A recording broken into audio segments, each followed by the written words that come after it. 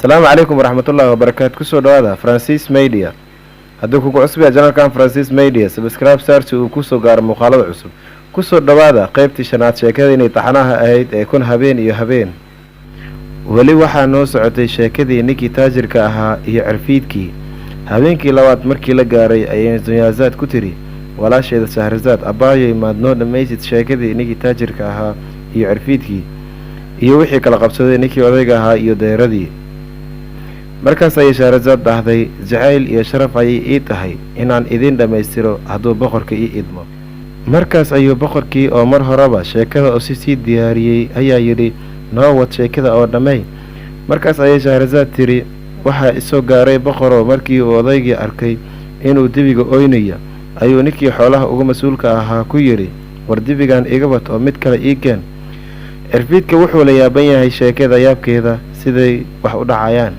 ninkii odayga ahaa wuxuu yiri sayidkii jinyadow waxaan oo dhan markay dhacayaan naagteyda way daawanaysaa waxayna leedahay dibigan khal wuu buuran yahay ee qal laakiin aniga dibiga eegmadiisa markaan ka naxay ayaa iska sii daayay waxaana ku dhahay ninkii xoolaha ii qaabilsanaa dibigan iga wad waan ka yaabanahay subaxii markii la gaaray waxaa ii yimid ninkii xoolaha ii qaabilsanaa wuxuuna igu yiri bishaarayso markaas ayaa waxaan dhahay maxaa dhacay wuxuu igu yiri shalay markaad i tiri dibiga iga wad waan waday waxaana geeyay gurigeyga waxaa ii joogto gabar aan aniga dhalay iyadoo yar saxirka baratay markii aan dibigii guriga geeyay oo ay aragtay ayay wajigii ka daboolatay kadibna qoshishay haddana oysay markaas ayay igu tiri aabbow maxaad noogu soo gelinaysaa nimanka ajaaniibta naga ah anagoon ogeyn anigoo yaaban ayaa waxaan ku dhahay aaway nimanka aad sheegayso midda kale maxaad la qoshishay oo haddana aad la oysay waxayna igu tiri dibigan aad u jeedo waa wiilkii sayidkaaga wuuna sixran yahay waxaana sixiray naagtii aabihii qabo taas waa sababta aan la qoslay sababta aan u ooyay waxay tahay lo'dii la qalay waxay ahayd hooyadiisa aniga markii aan hadalkaas gabadhii ka maqlay waan aamini waayay adiga ayaana kuu imid markaas ayuu odaygii yiri jinyaow markii aan maqlay hadalkii ninkii ii qaabilsanaa xoolaha ayaan degdeg gurigiisa ku aaday waxaana u tagay gabadhiisa waxaana weydiiyey marunbaa wuxuu aabbahaaga ii sheegay markaas ayay igu tiri haa waa runtayda dibigan waa wiilkaaga waana beerkaaga gabalkiisa anigii waan iska ooyey waxaana gabadhii ku dhahay haddaad wiilkayga sixirka iga furto waxaan ku siin doonaa maalkayga oo dhan markaas ayay gabadhii igu tiri aniga maalkaaga oo dhan kaama lihi laba shuruud ayaan wataa haddii aad ii samaynayso wiilkaaga sixirka waan kaga furayaa shardiga koowaad wuxuu yahay inaad wiilkaaga ii guuriso kan labaadna wuxuu yahay inaan naagtaada sixro waayo kama aamin qabo dhagarteeda markaas ayaan gabadhii ku dhahay intaas aad sheegatay waan kuu samaynayaa waxaana kuu sii dheer inaan ku siiyo hantideyda oo dhan naagtaana sidaad doontid ka yeelo markii hadalkaygii maqashay ayay waxay soo qaadatay dhar yar oo meesha yaalay waxayna ku shubtay xoogaha biyo ah iyadoo wax ku akhrisay kadibna biyihii ayay waxay ku firdhisay dibigii waxayna dhahday dibiyow haddii allah adigoo dibi ah ku abuuray ha isbedelin oo dibigaaga iska ahow haddiise aad sixran tahay ku soo laabo abuurkaagii hore idinka allah markaas ayuu dibigii dhalaalay wuxuuna isu bedelay insaan markaas ayaan isku duubay markaan arkay inuu wiilkaygii yahay waxaana ku dhahay allahan kugu dhaarshee iiga sheekay siday wax u dhaceen markaas ayuu sheekadii bilow ilaa iyo dhammaad iiga sheekeeyey iyo waxay ku samaysay naagteydii in adeerteyda ahayd markaas ayaan wiilkii gabadhii u guuriyey iyadana waxay sixirtay naagteydii oo deeradan isu beddeshay anigana waan iskaga soo tagay dhulkii oo dhan si ay wiilkayga iyo gabadhaas nabadgelyo ugu noolaadaan anigoo jidkaan maraayo ayaa waxaan arkay ninkan meeshan cidlada ah keligii fadhiyo oo ooynaya kadib markaan wareystay ayuu qisadii qabsatay iyo say wax u dhaceen iiga sheekeeyey ee jinyahow sheekadeyda hadday ku cajab gelisay ninkan dhiiggiisa 3 meelood meel ii hibay markaas ayuu jinigii la yaabay sheekada ninka odayga ah iyo deeradii dhex martay wuxuuna ku jeestay deeradii isagoo yiri marunbaa wuxuu sheegay odaygan markaas ayay madax u ruxday haa markaas ayuu jinnigii yidhi wallaahi waa sheeko cajiib ah wayna ii cajib gelisay. marka ninkan dhiiggiisa 3 meelood meel waan kuu hibeeyey. markuu jinnigii hadalkaas yidhi ayaa waxaa hadlay ninkii watay 2 ey, wuxuuna yidhi jin yahow, haddii aan kaga sheekeeyo sheekadeyda oo ay ku cajib geliso, ninkan dhiiggiisa 3 meelood meel ma ii hibeynaysaa? markaas ayuu jinnigii yidhi haa, haddii ay i cajib geliso waan kuu hibeyn doonaa. markaas ayuu ninkii 2 ey watay sheekadii ku bilaabay. sayidkii jinyadow, waxaad ogaataa in 2 ey ee la socda ay yihiin walaalahayga, aniga ayaana 3 ku ah. aabaheena wuu dhintay, wuxuu dhaxal ahaan nooga tegay 3,000 oo diinaar, waxaana qaybiyey dhaxalkii oo mid kasta waxaa ku soo aaday 1,000 diinaar. aniga qaybtaydii waxaan ku furtay dukaan, wax baan soo iibinayay waana sii iibinayay. walaalahayga xoolahoodii way la safreen anigoo ugu digayo safarka iyo dhibkiisa si uu ganacsiga safarayda ah u galaan. waxayna maqnaayeen muddo sanad ah, laakiin waxay soo laabteen iyagoo gacmo maran oo waxba haysan. waxaana ku dhahay waan idin sheegay in safarka dhibaatooyin leeyahay, maxaad u safarteen? markaas ayay igu dhaheen waa qadar alle, maantana waxba ma haysano, hadalna waxbana ma taraayo. markaas ayaan waday, waxaan geeyey dukaankii anigoo dhar iyo cuntaba siiyey.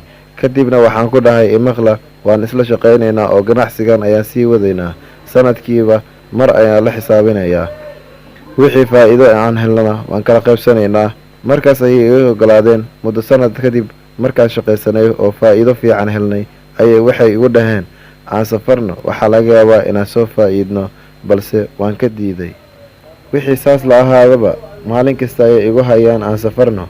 markay muddo ka soo wareegatay ayaan ogolaaday hadalkoodii. waxaan xisaabiyey hantidii dukaanka taalay, waxayna noqotay 6,000 oo diinaar.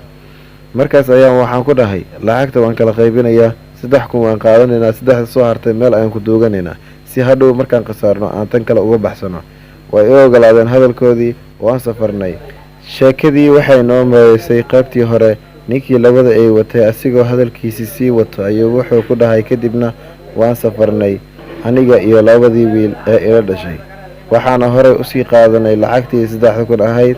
2daa wiil ee ila dhashay jin yahow waxay ahaayeen kuwa aad xaasid u ah, aadna way ii dhibi jireen, laakiin aniga waa isaga dulqaadan jiray maadaama ay walaalahayga yihiin. kadib waan safarnay, anagoo muddo bil ah safar ku jirna ayaa markii dambe tagnay magaalo aad u camiran. markaas ayaa badeecadii wadnay suuqii iibgeynay, waxaana halkii diinaar ka faa'iidnay 10 diinaar. kadib waxaan go'aansanay inaan safar kala galno. maalintii aan safarka geli lahay maalinta ka horeysay, anigoo keligii xeebta maraayo ayaan waxaa xeebta ku arkay gabar jaariyad ah oo aad u qurux badan. markaas ayay igu tiri inta isoo daawatay walaalow, waxaan kaa codsanayaa inaad i guursato oo baledkaaga ii wado. waxaan ku hibeeyey nafteeda ee macruufkan ii sameey, waxaa laga yaabaa inaan abaalkan mar uun kuu gudo.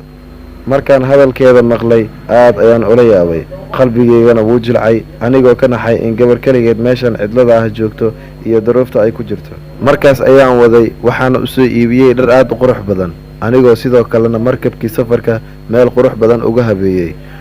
waana guursaday. kadib safarkii ayaan galnay, laakiin gabadhii waxay ahayd gabar aad u furfuran, dabeecad wanaagsan. markaas ayaan usii jeclaaday oo qalbigeyga dhan iyadaa buuxsatay. heer waxaan gaaray aan habeenkii iyo maalintii iyada ag fadhiyo, waxaana ka mashquulay walaalahayga. markaas ayay aad iiga maseereen, iyagoo xaasidnima ii qaaday, waxayna iga xaasidmeeyeen hantidaan alle ii barakeeyey iyo gabadhan aadka u qurux badan ee alle i siiyey. markaas ayaa shaydaan naclaa ku taalle xumaanta u qurxiyey, iyagoo go'aansaday inay cidilaan, kadib hantideyda oo dhan keligood la wareegaan. markaas ayay habeenkii dambe ii imaadeen anigoo hurda.